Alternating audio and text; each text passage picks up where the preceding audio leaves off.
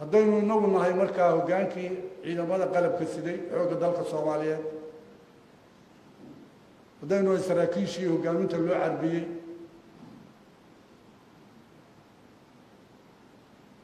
waxaa loo baahan yahay hawsha ayna hortaalla oo culus oo loo baahan yahay inaynu ku xorowno oo dalkeenna difaaciisa iyo nabadgelyadiisa sugidda nabadgelyadiisa iyo xasiloonidana aynu ku soo celino ciidamada ajnabigana inaga baxaan oo inagu dul fadhiya wax badan oo heli lahayd iyaga la siiyaa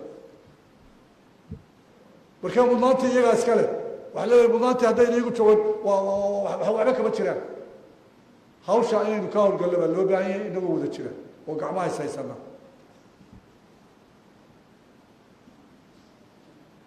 gunaanadka hadalku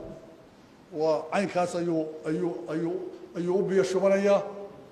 oo uu ku soo ururayaa waxaan idin leeyahay xoogga dalka Soomaaliyeed dallacaad badan baa baxday dallacaadda baxday darajooyin kala jaada weeye 200 ugu yaraan oo leyli sarkaala ayaa ciidanka bannaanka hadda ugu maqan oo jidkii lagu qaadanayay leyli sarkaal maray oo jaamacado kugu dambeysay jaamacadaha nidhi ayaanu ka qaadanayna oo guddiyadii mariyay imtixaanka iyo jidkii la mariyay ay fadhiyaan raggii mariyay gudoomiye maxamuud kugu dambeysay ee la diray tirada ugu badan ahayd jenaraal maxamuud sheekh baa mas-uulka ahaa fadhiiso maxamuud gadaashii haddii rag dallaceen oo intay darajo hoose ka dallaceen xidigla noqdeen haddii xaqaas xaggee yaalla adeerayaalo sharcigeesa waafaqsanya qoodhiin iyo xeradii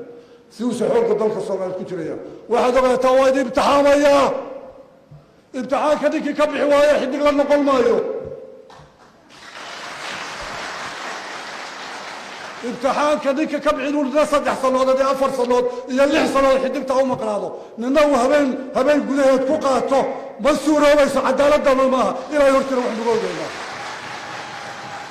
waa idin imtixaamayaa ninkii imtixaanka diyaarooho marka laydin soo qaban qaabiyo ee laydin yeedho alla waayo haddaan imtixaanka bixi